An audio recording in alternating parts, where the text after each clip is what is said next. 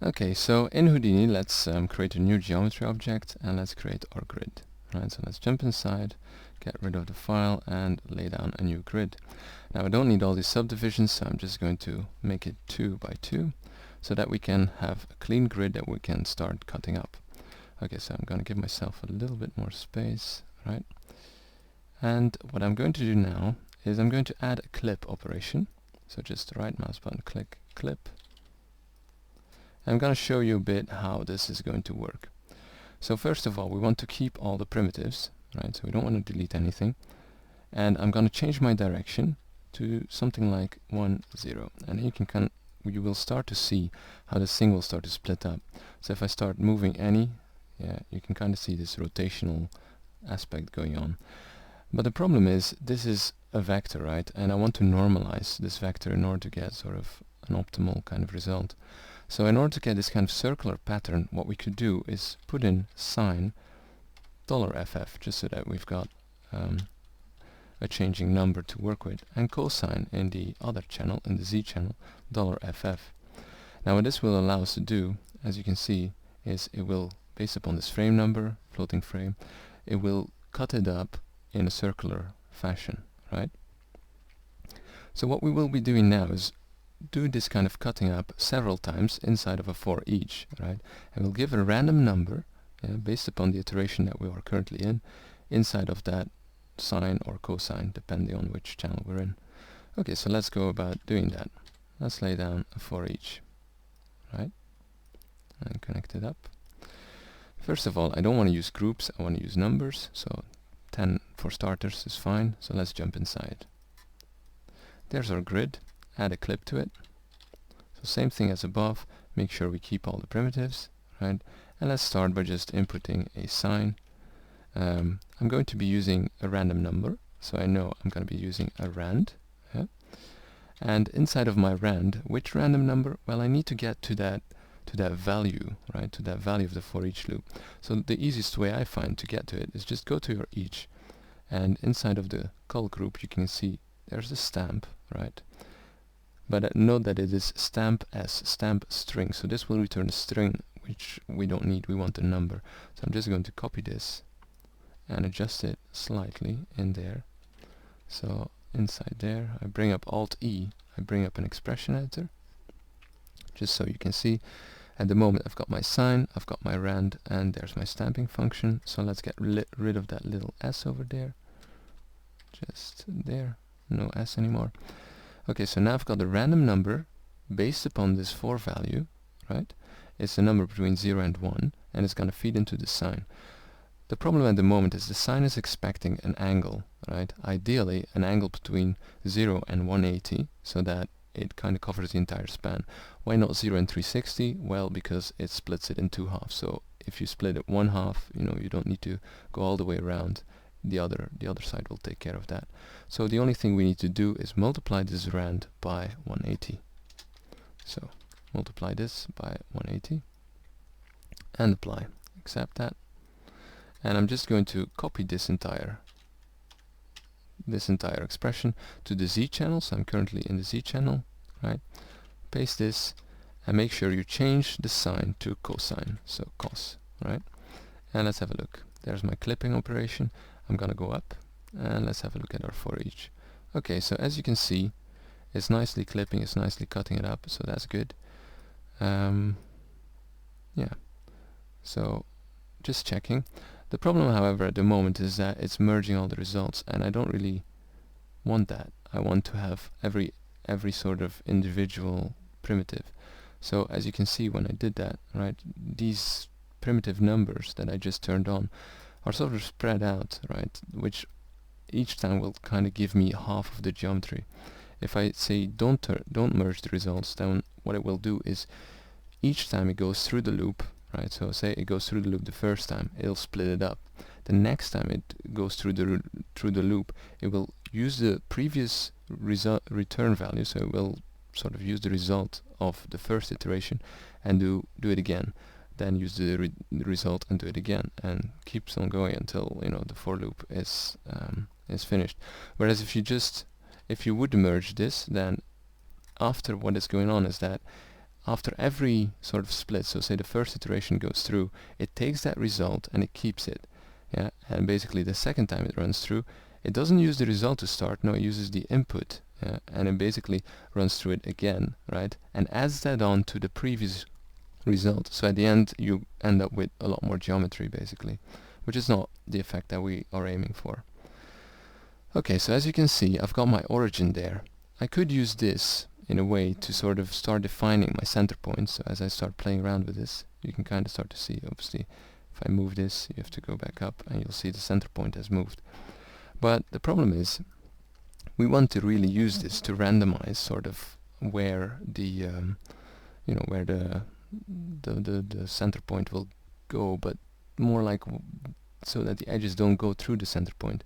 So in order to do that, we will have to implement our own sort of center point calculations or transformations. And we're just going to show you quickly how that kind of works.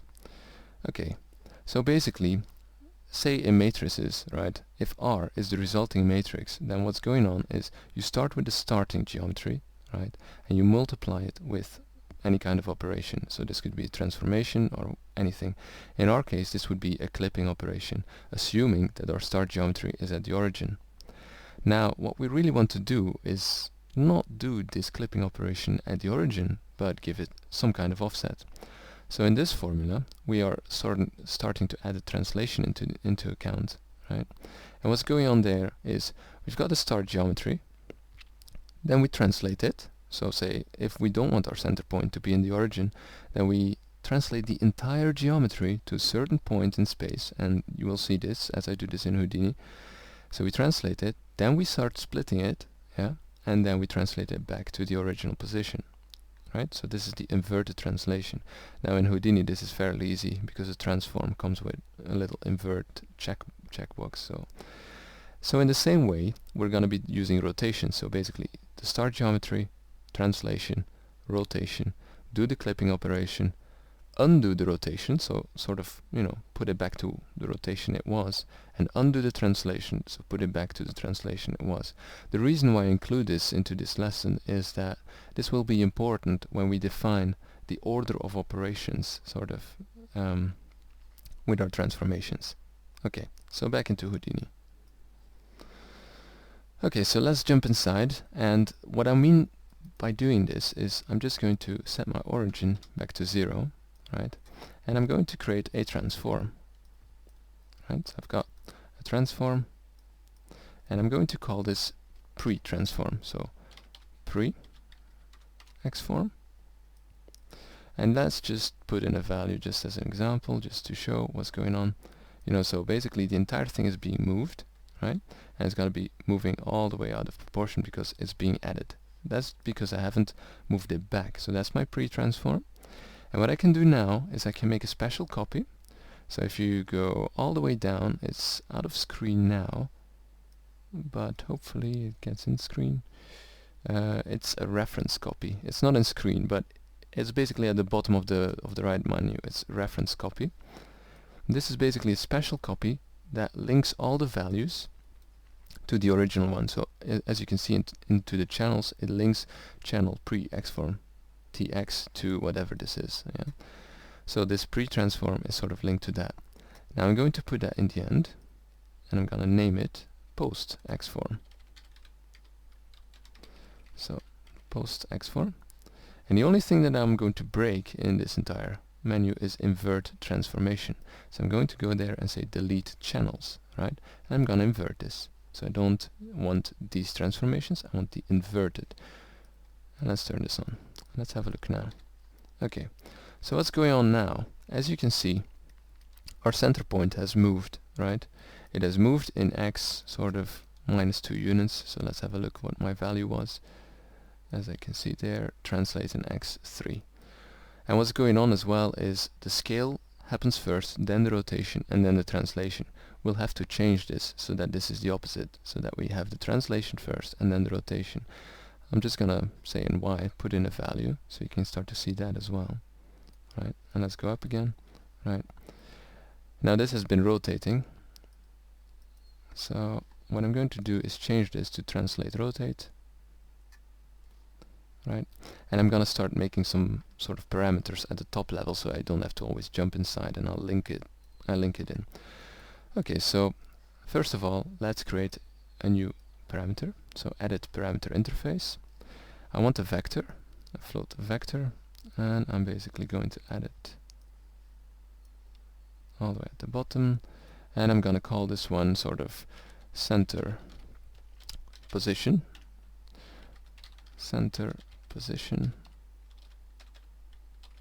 as such, and this is all fine, so just say maybe I'll do the rotation as well. Just now we're at it, so just add a single float. I don't want anything more, so just a single float.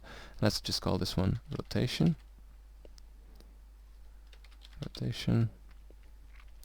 What else could I be needing? Well, it might be useful to have sort of a flag whether or not we want actual randomness in our rotations or in our positions. So we could put a little toggle in there. So a little toggle. Yeah. And let's call this something like random rotation, random rot. This will enable the random rotations. Otherwise we will just have uniform rotations. Random rot. Something like this. Okay, and let's just apply it for now. Well, let's do the same for the position, so just say random position, and the same thing, random position. And these toggles will basically start triggering things. On the bottom of that, what I want as well is sort of add a random seed to it, so that I can actually define sort of a little multiplier, and I'm going to call it random seed, or in maybe random mult, because it will multiply the rotation in this. So random rotation, random rot mult, and over there random seed, random rotation seed. I could actually just leave the random out just for my label, so I know. And let's do the same thing once more for the position. But for the position, maybe I'll do a random in x and in y, so I'll just use a vector 2D, so a floating point vector in 2D, and I'm going to call this random position multiply, and let's call this position seed in x and in y, right? Okay, so I think for now we've got most of what we need, right? And let's just say apply and accept. Okay, so I've got a bunch of things, right? I've got my center position, I've got my rotations. Now ideally I want to, be able to switch this on and off, and these parameters should be grayed out. We'll take care of that in a minute. But let's first start to link up some of these parameters. Alright, so first of all, let's go ahead and use the center position. So I can do is just copy this parameter, or rather the x of it, copy the x parameter, go inside of my pre-transform, and in the translate say paste copied relative reference, right? So now it is referencing, as I see there, it is referencing this position there. So what I'm going to do is just copy this expression, paste it in there, and let's just change this to y, and once more, and change this to z. So we've got sort of a bit more transformation control over it. And I want to do the same thing with the rotation channel, so just get the rotation, copy the rotation parameter, dive inside, and apply it to the y rotation. So just say paste copied relative references as such, and we'll just go back up. And the nice thing is, immediately we've got a bit of control over our rotations, as you can see, right? Now we're gonna have to change this, so this is a bit, a bigger value in our defaults, but we'll do that later. And we've got sort of our center position that we can change, and we can still rotate, and it all rotates correctly because of our order of transformations. Okay, next we will start to build in some randomization controls, and also randomization of the position. Okay, so let's do that next.